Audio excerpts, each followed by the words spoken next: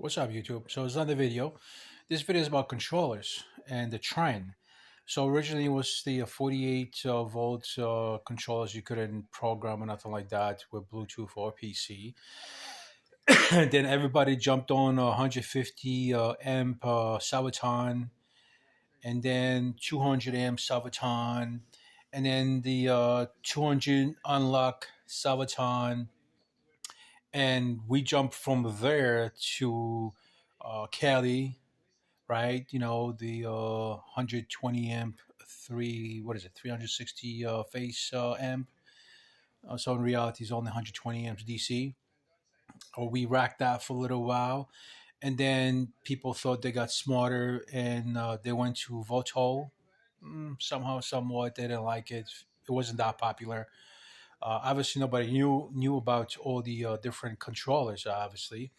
And then they introduced the far driver. It's like everybody's going for far driver because it's like 72 360 or 72 680, 600, 680 face amps at 72 volts, which was nominal, which was awesome. And like it seems that the trend is all about right now far drivers. And I actually tried far driver with Tony, and we didn't like it. The programming is horrible. The auto learn is retarded. Your motor spins like a fucking 1,000 miles an hour, which is stupid, dangerous. Now, why I'm gonna say it's dangerous because uh, notice that the motor also spins backwards. So first spin forward and then it will spin backwards. Which, if you have pedals, it will spin the pedals backwards, doing 100,000 miles an hour. And Tony, I remember, almost got injured, almost got his shin cut off, literally cut off. So it is so stupid, so dangerous, and completely unnecessary to do a learning, auto learning that way. So we can find the angle, of the wheel. So I understand people want more power. There are more amps, more face amps, and all that bullshit. I completely understand that. But everybody forgot about Votol. It's a decent controller. Uh, why I think I prefer Votol over Fire Driver, because Votol is kind of the programming phase. It's more friendly user. I think it's easier to understand. We tried a Fire Driver, and I put it on my bike that was doing 67 miles an hour with Kelly. We put Fire Driver, the 72 360, which is 200 amps DC on it. And I was literally doing 40 miles an hour with a bike that was doing 67 on a Kelly 72 360. So, you know, and I think I put all the parameters all the way up, like maximum speed 100%, mid speed 100%, low speed 100%, um, the torque 100%. Everything was at 100, so the bike should have been, like a fucking Corvette on a supercharge. And it wasn't. It was barely hitting, 41 miles an hour, which was pathetic. Uh, God, what contributed to the failure? It was also battery. I'm not gonna front it. Maybe if I had a stronger battery, it would have been better. But I still had the far driver at its maximum capability, and it failed. Now, here's the thing. So we thought it was my bike, my Kelly, and all that bullshit, right? So we could change the Kelly to Tony's Kelly, same 72 360, and it operated the same exact way. Um, I lowered the power. It was continuous. It was nice. Again, at 50% on Kelly, I was able to do, 67 miles an hour. So I should have been doing the same exact thing. But no, that didn't happen with the fire driver. We took the fire driver, we put it in Tony's bike. So he's riding the Enduro, um, the QS273, which is very, very good. It's a 8,000 nominal, 12,000 watt peak. It's a very, very good motor. You'll never overheat it, just like anybody will tell you that. and we ran on that motor. And I didn't ride the bike, but Tony was like, the pickup is not so great, and I agree, the pickup is not so great. The top speed is excellent. I was doing 55, and I mean, he bypassed me like I was standing still. So I believe he was doing way over 67, almost probably 70 miles an hour. So the Ford driver has the top end, but actually it's not the Ford driver, because in reality it's the motor. The motor gives you the top speed. The Ford driver, the controller, will gives you the what do you call it? The torque. So I was able to have the torque and travel the same distance in less time, and that's what makes the difference. Now it's not a T4, it's a T3. The QS2 to 273. My QS205 is actually a 5,000 watts 3.5T, and yet I was able to travel the same distance at a lesser time. So he doesn't like the far driver. I hate the far driver. I cannot stand it.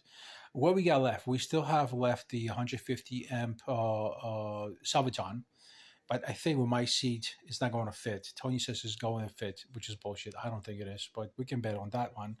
Eventually, we'll experiment with the Saviton when we get better battery. Um, but I think what everybody is missing is the happy middle. Not that far driver is expensive; it's not really expensive, but I don't think it works with a rear hub motor brushless.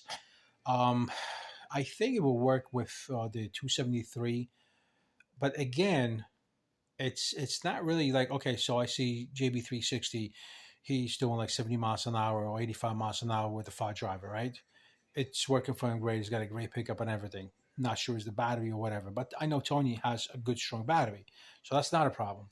Um, so he again, I've seen him with the QS 205, and I've seen him fucking rip the tire off and having a ridiculous acceleration.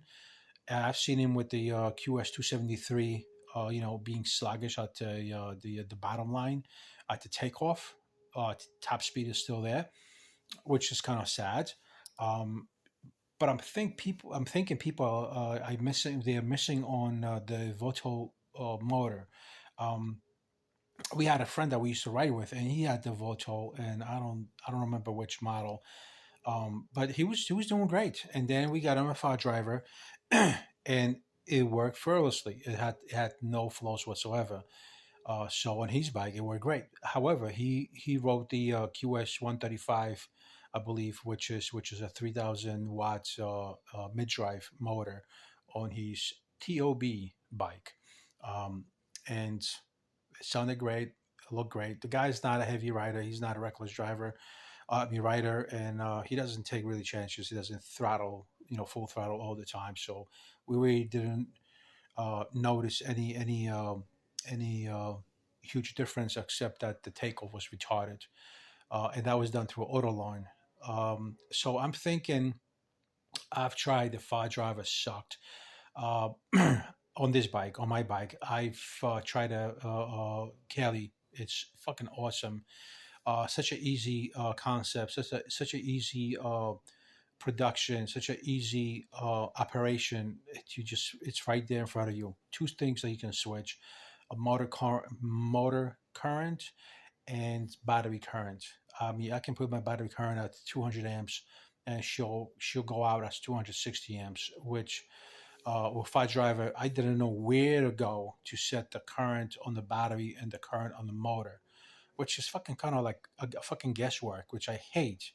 It should be so simple. But and I've seen so many people on YouTube. They're like, "Oh, that's my programming," or "That's my settings. You can't get that. That's my software. You can't." Bullshit. I know people that said they pushing 20,000 watts or 20 kilowatts on the file driver. I mean, on a Kelly, and that's literally impossible because it's only 120 amp DC controller. So it's a bullshit lie. People exaggerate everything that they show. So I am willing to try votol controller and see if I can operate it on my bike and hope for the best. However, before I do that, I would only get the votol if it's on a good great discount, which I mean it's under 150 or maybe under 200. I've seen nice ones under 200 with 200 amps. So I'm willing to try that because it feels and it looks like the interface of the software is friendly, user friendly, unlike Fat Driver, where the easiest motor to operate to program is Kelly. However, it's the hardest controller to wire because you have to rewire the whole harness. And you don't have that in Fire Driver. It's just plug and play. You don't have that in Voto. It's plug and play. You plug all your harnesses and it works. In Kelly, you have to resolder everything with numbers, commending to additional wires. So in other words, number 19, 20, 21 is your throttle, number 36, 37, 38 is your hole sensors, and so on and so forth. So it's not easy. You got to pick the numbers, cut the wires, solder the wires, and call it a day. Where everything else and all the other ones is plug and play, but the interface is completely unfriendly and it's just retarded. So the next thing is to try Voto controller, 200 amps, and see how that's gonna go. I'm trying to go with a battery that has a 400 amp discharge. I'm not going to use the 400 amp discharge. I'll probably use 120, maybe 200, maybe 150 amps discharge face. Probably use 360, 300, the comfortable stuff in the middle.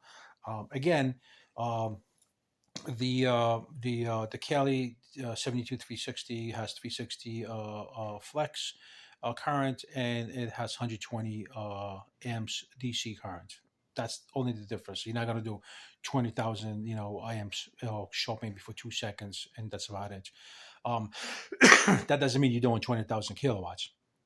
I've seen as far as my controller, I've seen as 12,000, and continuous like 8,000. But again, 84 multiplied by 84 volts multiplied by 100 amps, it would be 8400 kilowatts. So do the bare math, where basic math, when you at the the peak of the voltage was 84 multiplied by 100 is 8400 watts, and as your body depletes, it'll go less and less.